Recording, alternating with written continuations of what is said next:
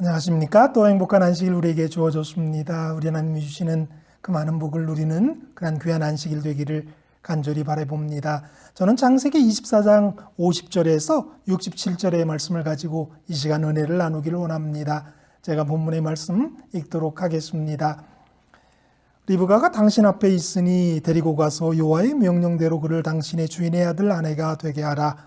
아브라함의 종이 그들의 말을 듣고 땅에 엎드려 여호와께 절하고 은금 패물과 의복을 꺼내어 리브가에게 주고 그의 오라버니와 어머니에게도 보물을 주니라.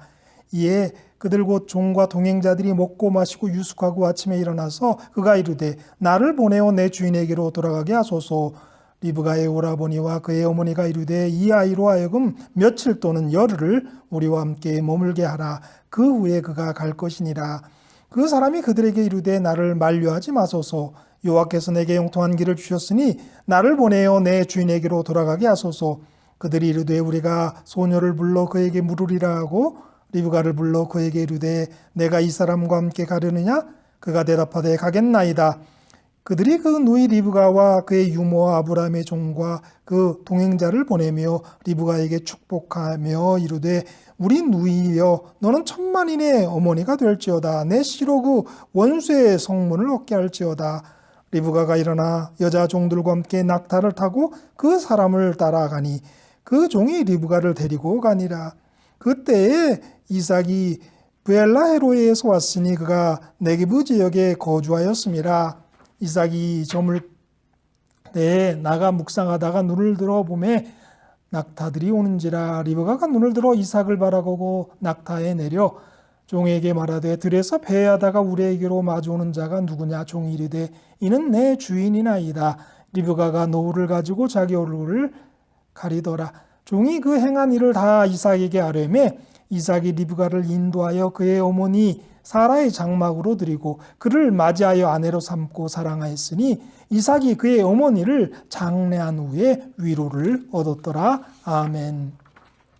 엘리에셀이 확실하게 이것이 하나님이 인도하신 그리고 정하신 결혼임을 이야기했을 때에 라반과 푸드엘은 그 사실을 부정할 수가 없었습니다. 리브가의 부모와 오빠가 설득되어 리브가를 이삭의 아내로 보내는 유일한 이유는 이 전체 이야기에서 하나님의 손이 분명하게 작용하고 있다는 점을 분명하게 보았고 들었기 때문입니다. 그 일이 주로부터 진행되었다라는 겁니다. 그래서 사실 가부를 말할 수 없다는 것이죠. 그리고 그 결혼을 승낙하게 됩니다. 그리고 엘리에셀은 땅에 엎드려 우리 하나님께 절을 합니다. 이 신실한 하나님의 종은 하나님을 신뢰하고 또한 감사하는 일을 결코 잊지 않았습니다.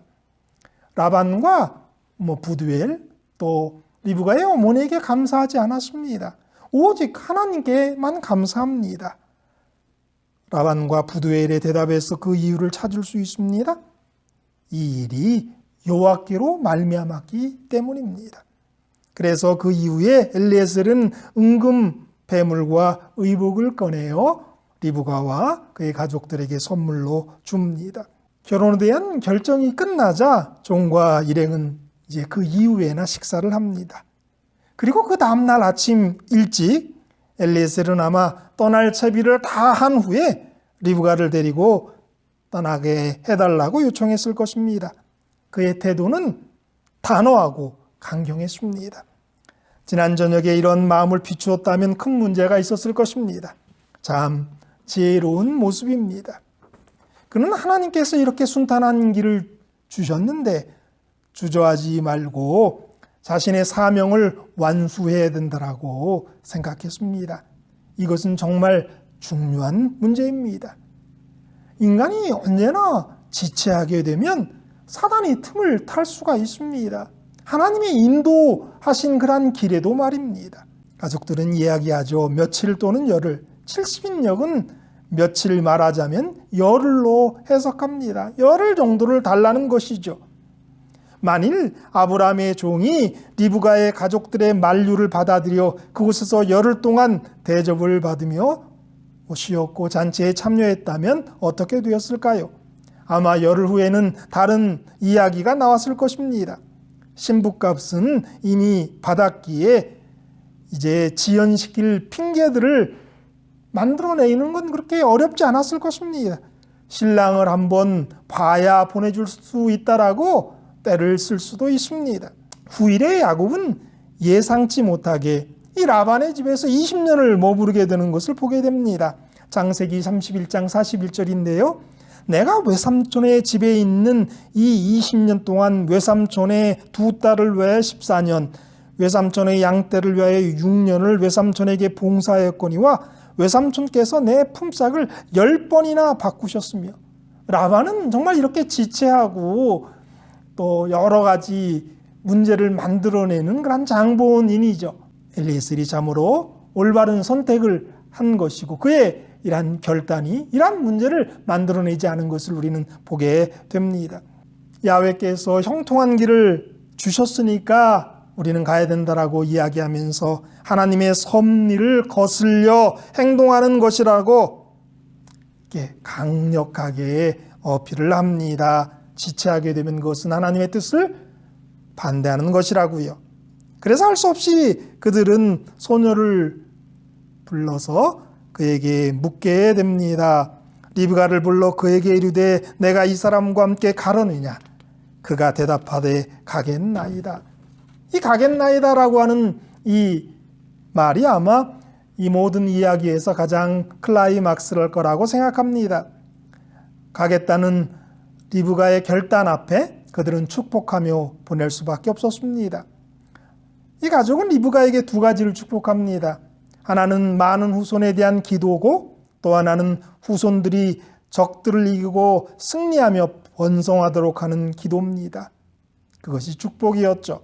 리브가는 일어나서 여자 종들과 함께 낙타를 타고 그 사람을 따라가니 그 종이 리브가를 데리고 가니라.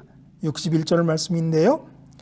오늘의 이야기에서 두 가지 모습에서 그 리브가의 결단을 우리는 보게 됩니다. 하나는 58절에 내가 가겠나이다 라고 하는 선언이고요. 두 번째는 이 리브가의 일어남입니다.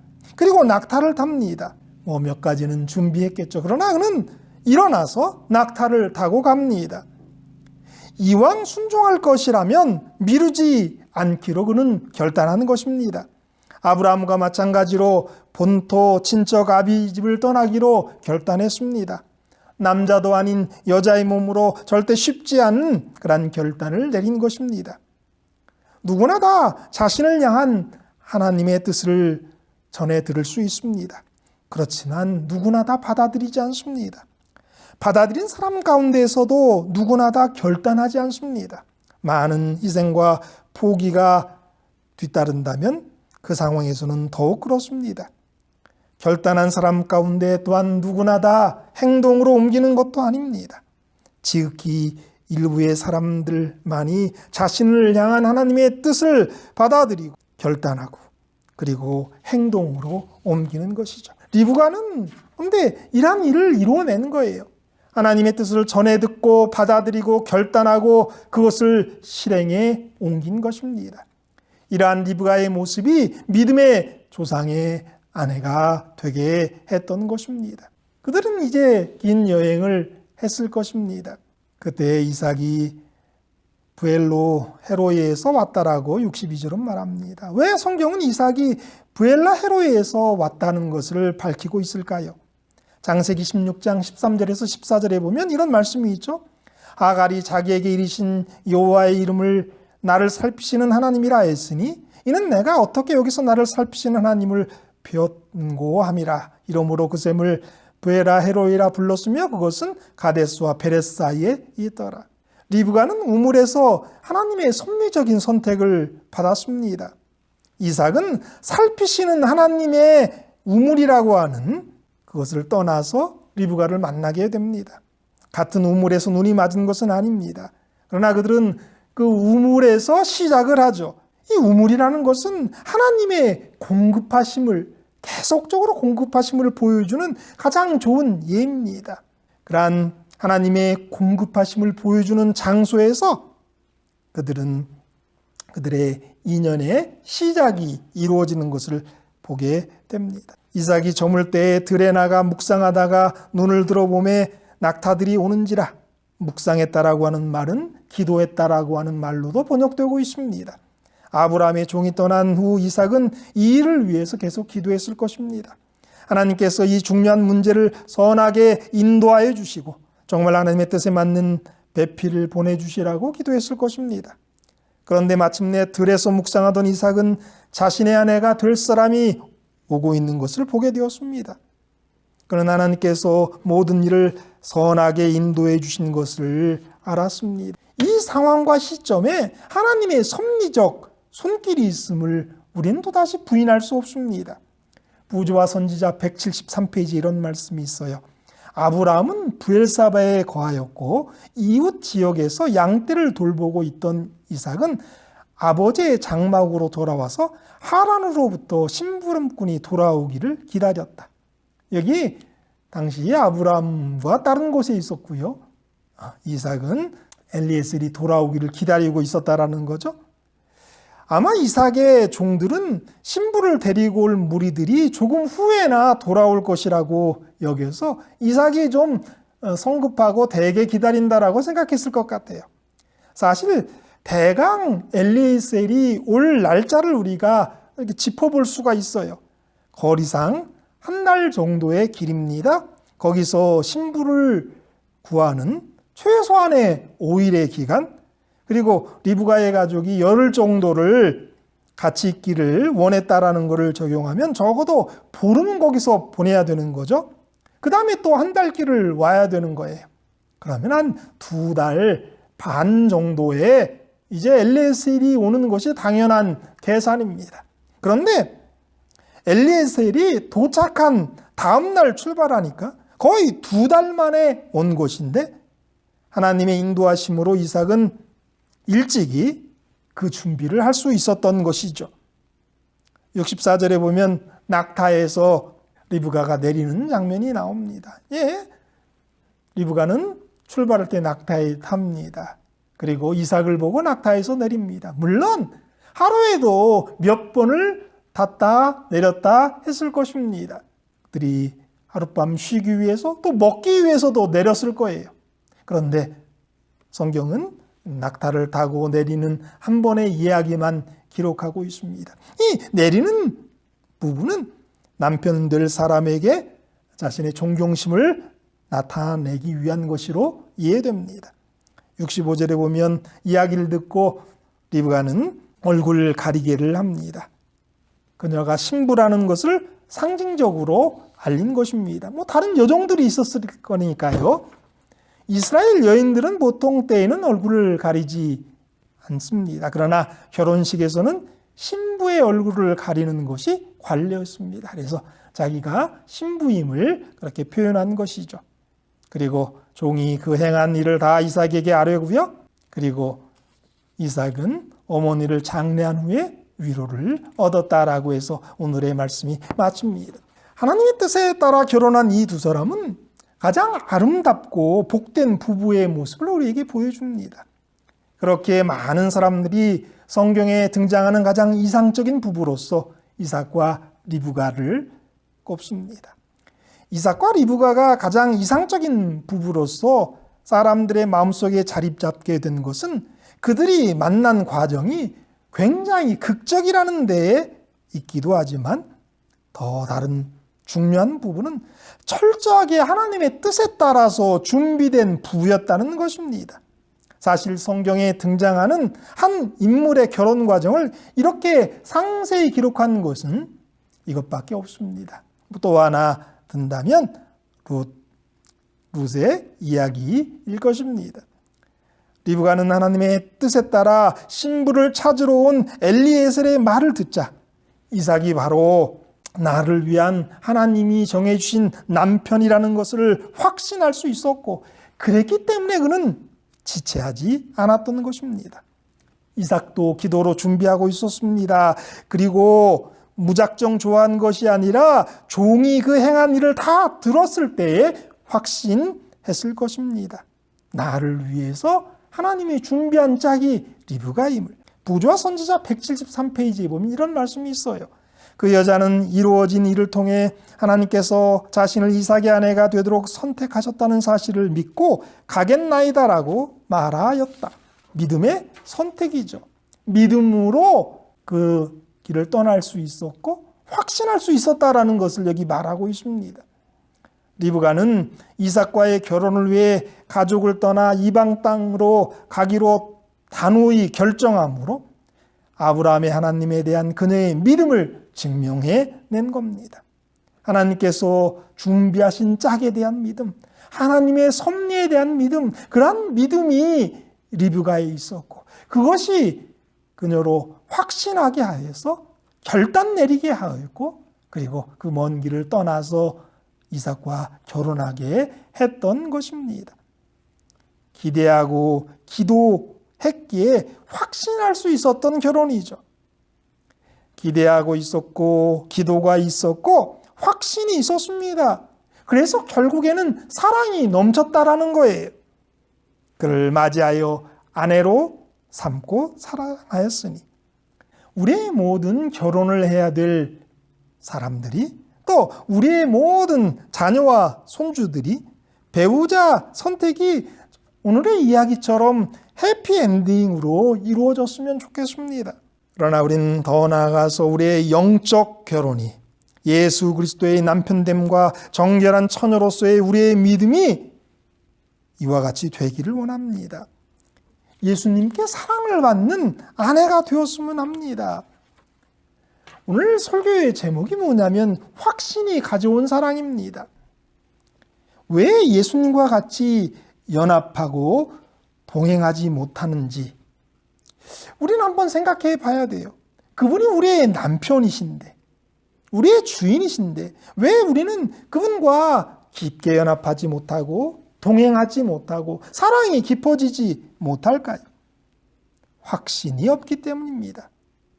그렇기 때문에 행복도 사랑의 깊어짐도 위로도 만족도 없는 것이지요. 그분이 우리의 최고의 대상이시고 우리가 가까이 할 수 있는 우리가 사랑할 수 있는 우리의 운명임을 확신하지 못하기 때문에 우리는 예수님과 함께 깊은 사랑에 들어가지 못하는 거예요.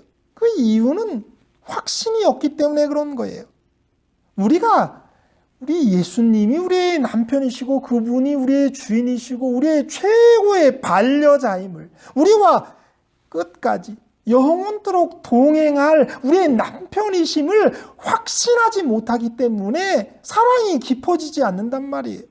왜 우리는 자꾸 영적으로 간음할까요? 마찬가지입니다. 확신이 없기 때문에 그렇습니다. 어디 다른 곳에 더 나은 우리의 반려자가, 배우자가 있을까 하여 두리번거리기 때문에 그렇습니다. 예수님보다는 재물이, 세상 쾌락이, 명예가 더 좋은 신랑인 줄 알고 거기에 우리의 마음과 시선을 빼앗기 때문에 우리가 영적으로 간음하게 되는 거예요.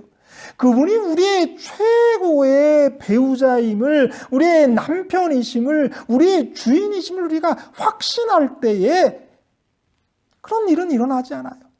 그러나 그런 확신이 없기 때문에 우리가 영적으로 자꾸 간음하는 거예요. 그리고 우리의 눈을 돌리는 것이고 사랑이 깊어지지 못하는 것이죠. 세상적인 하나의 예로 한번 이 이야기의 결론을 좀 내려보려고 합니다. 제가 오늘 말씀 준비하면서 어떤 예화를 좀 드리면 좋을까 여러 이야기를 찾는 가운데 이효리 씨와 이상순 씨의 이야기를 하나 보게 되었습니다. 이효리 씨가 이상순 씨와 결혼하면서 염려했던 것이 한 가지가 있는데 그거는 자기가 나중에 바람을 피게 될까 봐 염려했다라는 거예요. 우리 이상순 씨가 이효리 씨에 비해서는 인물이 뛰어나지 못하고요. 또 지명도도 그렇게 있는 사람은 아니었습니다. 근데 그러한 염려가 이효리 씨에게 있었는데 결혼하고 나서 이만한 남편이 없다라고 확신을 했다라는 거예요. 그리고 계속적으로 사랑한다라는 거죠. 우리에게도 이러한 일들이 있어요. 확신하지 못하니까 우리가 염려를 하는 거고 또 우리의 눈을 돌리는 거고 간음을 하는 거란 말이에요. 그러나 정말 알아서 우리 예수님을 온전히 알고 사랑한다면 그런 염려가 있지 않게 될 거예요. 왜냐하면 예수님이 최고의 우리의 반려자이심을, 인생의 동행자이심을 우리가 알게 되기 때문이죠. 그러면 사랑이 깊어가는 거예요. 절대로 우리의 눈이, 우리의 마음이 세상 것에, 사단의 유혹에 넘어가지 않는단 말이에요. 확신이 가져온 사랑, 이건 되게 중요한 겁니다. 리브가가 확신했기 때문에 결단할 수 있었고요. 그래서 그는 그 먼 길을 떠나서 이삭의 아내가 될 수 있었습니다. 이삭도 마찬가지입니다. 확신하였어요. 그 모든 하나님의 섭리 가운데 그래서 그들은 사랑할 수 있었고 그 사랑이 깊어갈 수 있었고 성경의 가장 좋은 부부의 예가 된 것입니다. 하나님이 준비하신 짝이 있다라고 하는 확신, 그리고 우리 하나님이 그렇게 인도하셨다라고 하는 그런 확신, 그런 확신이 사랑을 가져온단 말이에요. 우리의 결혼에 문제에 있어서도 그런 확신이 사랑을 가져오는 것이고요. 또 분명한 것은 우리의 영적 결혼 생활에서도 확신이 사랑을 가져온다는 걸 여러분 기억하시고 잊지 마시게 되기를 바랍니다. 예수님만이 우리의 가장 좋은 신랑이십니다. 우리의 영원한 동반자고 반려자이십니다. 그러한 확신 속에서 우리의 사랑이, 예수님에 대한 사랑이 깊어가게 되기를 간절히 바랍니다. 그러한 사랑을 우리가 지금부터 영원까지 누리게 되기를 바라면서 오늘 말씀 마치도록 하겠습니다.